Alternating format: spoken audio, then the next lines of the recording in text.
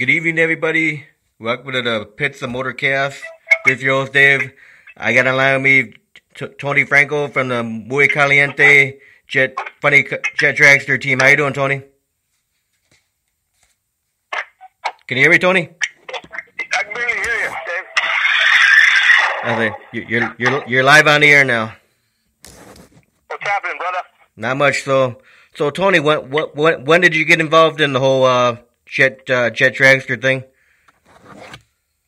When do I what? What year did you get involved with this whole Muy Caliente Jet Dragster team? I'm having a hard time hearing you, dude.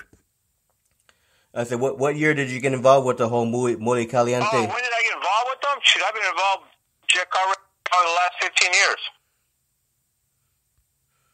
So you've been driving jet cars for 15 years now? I've probably been driving 13 years. I got an older brother of mine, Joe Gonzalez. So Carl has been is the one that got me involved with this. And I was just his crew guy, learning the ropes. And then one day he put me in the seat, and I've been hooked ever since. So now, with the jet dragster that you drive, what's been the fastest time you've had with that car? What's that?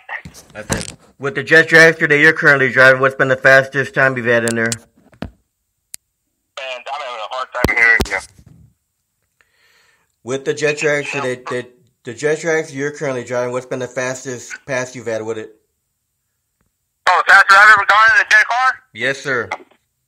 I've gone 316 miles an hour, a 4.89, and that was in Palmdale. Damn, that was back in, I think, 92.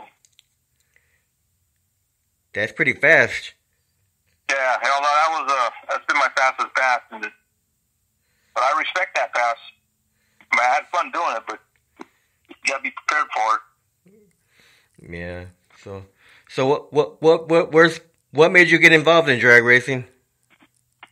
What I enjoy about racing? No, fans. What made you get involved in drag racing in the first place? I've always been into race cars, and we were farting around one time at the drag strips, and we saw a jet car. These guys are having fun. They're having a barbecue, and we're down their tent, and we were getting our knuckles all beat up. Like, we're in the wrong business. So that's when we started playing with jet cars back in 2000. So before jet cars, what did you use to drag race in? That's pretty much what I used to do. I used to run around with a supercom car. Then of course street racing. We've always done street racing. When we were in high school. Right. So for you, when you started driving jet cars, were there any jet car drivers out there that were inspirational to you? Just my older brother. There's one that, Al Arriaga, based out of Tucson. He taught me a lot. Those two guys were probably my big mentors as far as, getting into jet cars. Right. So now, what kind of fuel do you run your jet car on? We run diesel now. We used to run aviation fuel, but it's gotten so hard. After the terrorists of 9/11, with Homeland Security, that we can get aviation fuel, but they want an arm and a leg, and while you're doing it, so we started using number 2 diesel. Right. So now with the fire show and the pass and everything, how many gallons of diesel you usually run? We use anywhere from 20 to 25 gallons on a quarter mile. Okay. So it's good for the car. I mean, it's not good for the car. So let me ask you this, Tony. What was it like to get behind the wheel for the first time of a jet car? What's that, Dave? What was it like for you to get behind the wheel for the first time of a jet car? What does it feel like the first time? Yeah, what was it like the first time you got behind the wheel? Oh, it was a wake-up call. I thought going 150 mile an hour was fast. You strap your butt on a jet car and do that in the first 8 miles. You're going for a ride. You got to respect what you're doing. So now when you take the jet out, how many crew members do you have, and who are your crew members? What's that, Dave? When you take the jet car out, how many crew members do you have, and who are your crew members? We like to have like 2 guys, per car. But my son drives one car, and I drive the other. And then we got Tom Bartner with Lucas Oil involved, and he'll drive my car. And then we have Sporty Vandermeer out of Vandermeer Speedway, and we kind of put them in both cars. So kind of like a family thing now. So now, how many sponsors do you guys have? Can you hear me, Tony? How many sponsors do you guys have? How much faster? No. How many sponsors do you guys have currently? Oh, sponsor? Well, our main sponsor, number one sponsor, is Lucas Oil. They've been with us for probably 8 years now. And it was just small steps. We didn't ask for much, and they didn't ask us to do a lot, and we just grew with them. And they grew with us. So actually, we're getting ready to go do a barbecue for them this weekend for the company barbecue that they have every year. But Lucas Oil is part of the main one, and Protect the Harvest is involved with Lucas Oil, which is part of Forest Lucas. And we got Mechanic Square and Doppler batteries, but our number one is definitely Lucas Oil, which they sell good stuff too. I use it all the time for all my stuff here. Right. So now, Tony, when you get ready for a weekend of drag racing with a jet car, what goes into preparation to get ready for this weekend? Well, the number one thing is getting the big semi and all the cars at the track, and then once we know that that's already set place, and then we start making our calls and see who's going to be available for that weekend, and we put our party together, and once we get to the pit, we put 2 guys on one car or 3 guys on one car, and we put the other 3 on a car, and that's the car that they got to deal with for the weekend. So now, what are some of your favorite tracks to run on? One of the what? What are some of your favorite tracks to race on? My favorite track, I would say, is probably Vandermeer Speedway, and then we have, our closest one is Bakersfield or Famoso. That's a nice track too. But they're all nice tracks. I mean, they're all once you get in the car and you get in the track, they're all your favorite tracks. We're out here having fun. Right. Now, do you only run on quarter mile, or you do 1/8 mile too? Well, we do some 1/8 mile, but it's mainly we try to stay on the quarter mile. And the reason for that, because if you got an 8 mile track, there's only one reason why it's 8 mile, because there's not much shut-off area. Right. So we like to stay with the quarter mile. That way, at least we know I have a quarter mile to shut these bad boys down. Right. So now, Tony, where do you get your who makes your fire suit? I started with D Safety. Jim Deese passed away. Maybe rest in peace. And then we went with DJ Safety. We deal with Dennis Taylor. Dennis Taylor has been making our parachutes here for the last couple of years. But either one of those 2 guys, I've been really happy with both of them. So now, what kind of engine do you have in your jet car? What kind of run? No, what kind of engine do you have in the jet car? Oh, they're Pratt Whitney's J60 models, and these motors were originally for they use them on the Sky Crane helicopters, the Storskis, and they use them on your private jet liners, your Sabre liners. They have them, but they made them for the military planes, for the Gulfstreams, and they have these motors on the wingtips, and they use them for the horsepower to get the airplanes up in the air because they have so much thrust. But they do burn some fuel, so they try not to use them too much on anything else. So all the jet cars on that team, you have the same engine? What's that? All the jet cars on your team, they're all the same engine? No. You got your J34s, which are the big fat motors.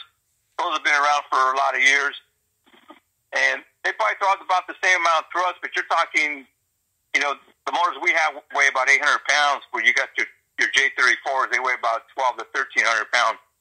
And my car alone weighs 1,300 pounds complete with me in it. So, there's a big weight difference. And, less weight, you start to go faster.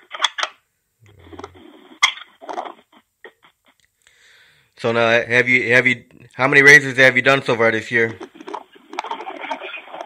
Let's see. I believe we've done 6 so far this year. Our next one is July 4th. Actually, it's back in Vandermeer Speedway, and then we'll stay there for the end of the month, which will be for the national event, for NHRA's national event on the end of July. Now, Tony, if someone's listening to the interview right now and they're thinking about becoming a jet car driver, what kind of advice would you give them? Just respect what you're driving. Have fun, be ready. Have the money in your pocket. Because these toys ain't cheap. Once you put them together, they're easy to stay together. But the initial hit, you got to take a loan. You got to ask mom and dad for some money. But other than that, just work hard. Work hard, save your money, and anybody can do it. Yeah. So now you said you had the 4th of July event, and how many events total you got for the rest of the year?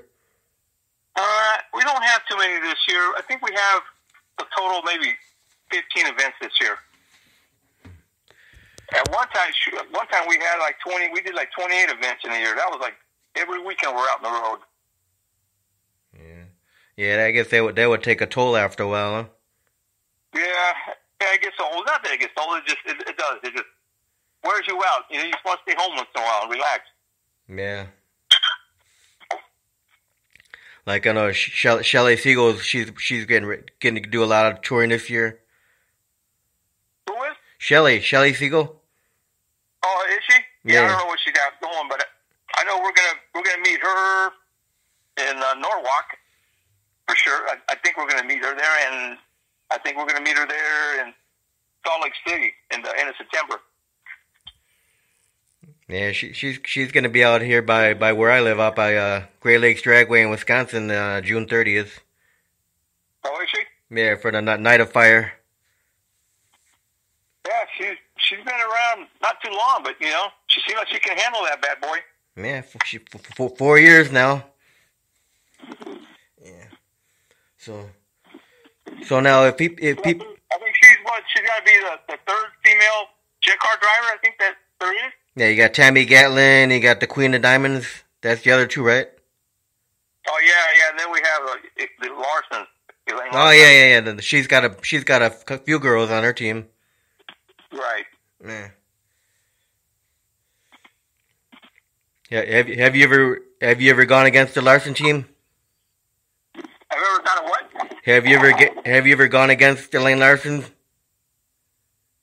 No, I haven't ran against the Larsons. I ran against Al Hanna, the Queen of Diamonds, the new car. We were in Pennsylvania like 3 years ago. How'd you do against the Hanna team?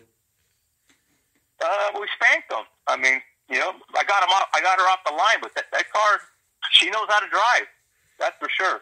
Yeah. I mean, I got a lot of respect for her. She knows exactly what she's doing behind that wheel. Right. So now, Tony, what would you consider to be some of the milestones of your jet car career? One of the what? What would you consider to be some of the milestones of your jet car career? As far as I've gone in miles? No. What would you consider to be a few of the milestones in your career? I'm having a hard time hearing that question. I said, what would you consider to be some of the milestones of your jet car career? Some of the miles, you said? Milestones. Oh, milestones? Yeah. That's a good question. I mean, I enjoy all of it.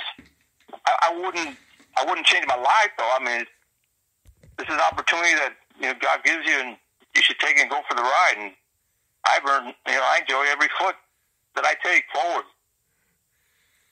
So, what would you consider to be the fondest memory of your drag racing career? My biggest memory of this is running with my son. I mean, that's a gift just itself. He's out here go over 200 miles an hour and you're going down the track with your son. You know, I only have one son, and you know that's a big gift. And second of all is the fans. You know, the kids. It's just if it wasn't for them, we wouldn't be doing this. Yeah, I always say it's important for the kids to get out and watch drag racing. You know, get them off the video games, have them come out and watch some drag racing. Absolutely. I mean, that's what all this world's coming to, video games. And look what's going on. It's gotta go. We need to teach our kids that you can still go outside and have fun out here, you know?